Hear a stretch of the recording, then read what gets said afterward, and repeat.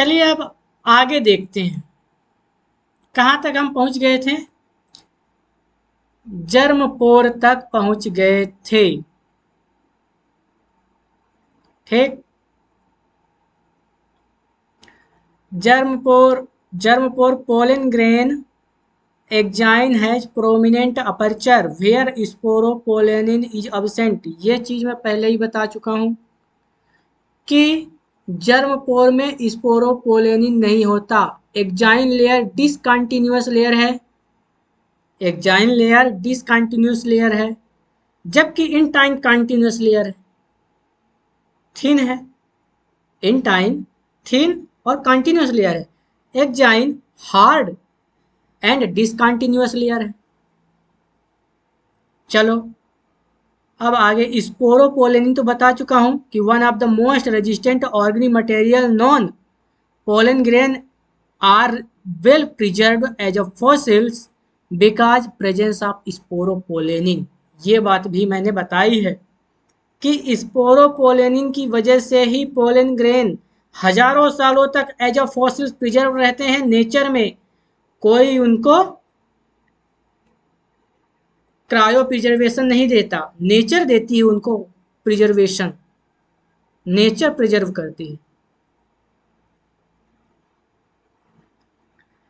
Mature pollen grain contain two cells, vegetative cells and generative cells. ये चीज important है भाइयों कि मैच्योर पोलन ग्रेन्स के पास दो सेल होती हैं, vegetative cell, generative cell.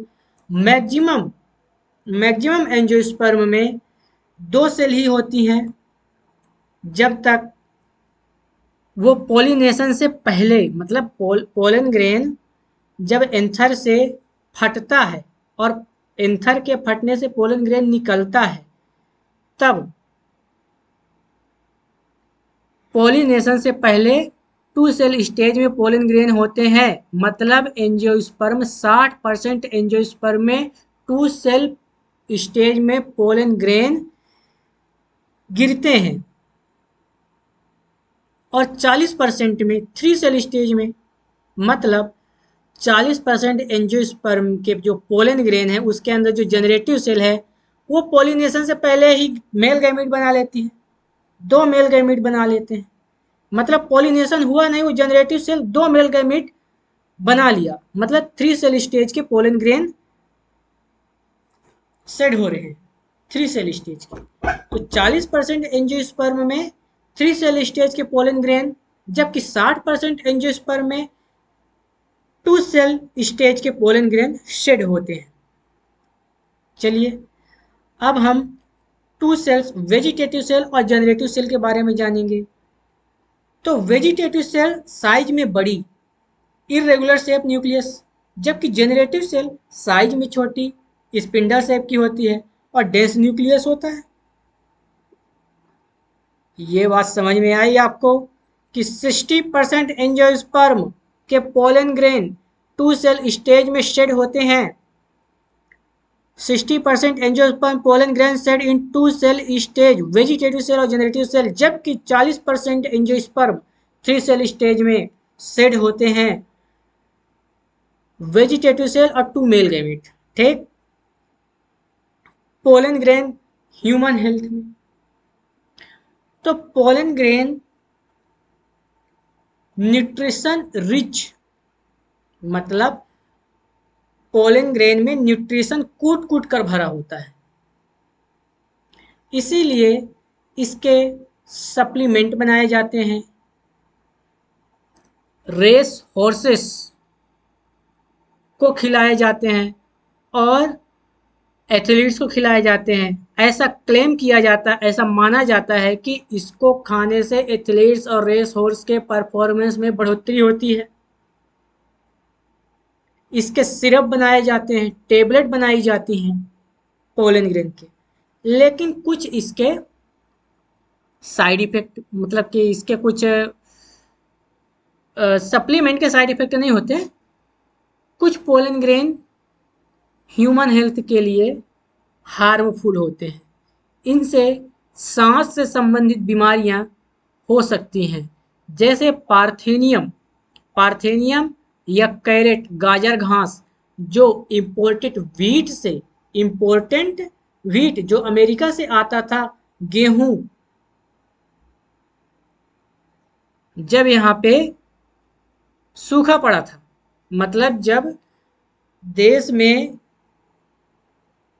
Abundant मात्रा में, प्रचुर मात्रा में गेहूं नहीं होता था, तब हमारा देश अमेरिका से गेहूं इंपोर्ट करवाता था। उस इम्पोर्टेंट गेहूं में इसके कुछ सीड्स पाए गए और आज पूरे देश में इसका राज है। जहां भी खाली जगह पाएगा गाजर घास वहीं उग जाएगा। इसके पोलन ग्रेन्स अस्थमा, ब्रोंकाइटिस ऐसी खतरनाक बीमारियां होती हैं।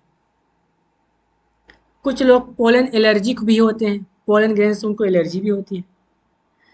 वायबिलिटी ऑफ पोलन ग्रेन्स, ये बात मैंने पहले ही बताई थी कि वायबिलिटी ऑफ पोलन ग्रेन्स क्या है। मतलब पोलन ग्रेन के जिंदा रहने की, पोलन ग्रेन के एक्टिव रहने की एक निश्चित समय है। यदि उस समय तक उसका पोलिनेशन नहीं हुआ, वो स्टिग्मा तक नहीं पहुंचा, तब वो उसकी फर्टिलाइजेशन करने की क्षमता खत्म हो जाएगी, वो डीएक्टिव हो जाएगा। कुछ जीवों में कुछ सीरियल्स हो गए, व्हीट हो गए और राइस हो गए, इसीलिए इनको काफ़ी पास पास लगाया जाता है। क्यों लगाया जाता है? ताकि इसके पोलिनेशन जल्दी हो सके। पास पास रहेंगे तो पोलिनेशन में मदद मिलेगी। तो व्हीट है, राइस है, इनके पोलन ग्रेन की वायबिलिटी विद इन 30 मिनट के अंदर ही खत्म हो जाती है। जबकि लेग्यूमिनेसी, रोजेसी और सोलेनेसी इन फैमिली के प्लांट के पोलन ग्रेन की वायबिलिटी महीनों तक रहती है। अब वायबिलिटी की बात आई। वायबिलिटी मतलब पोलन ग्रेन एक निश्चित समय के बाद डीएक्टिव हो जाएगा, उसके रहने न रहने का कोई मतलब नहीं। इसलिए उसकी एक्टिविटी को बनाए रखने के लिए प्रिजर्व किया जाता है। लिक्विड नाइट्रोजन और -196 डिग्री सेल्सियस पर इसको क्रायो प्रिजर्व किया जा सकता है, इसको एक्टिव रखा जा सकता है। इसके बाद आगे चले। बस अब आगे का मेल गैमेटोफाइट, पिस्टिल, मेगास्पोरेंजियम और मेगास्पोरोजेनेसिस मतलब फ्लावर का फीमेल पार्ट नेक्स्ट वीडियो में आने वाला है। आप जरूर देखिए उसे।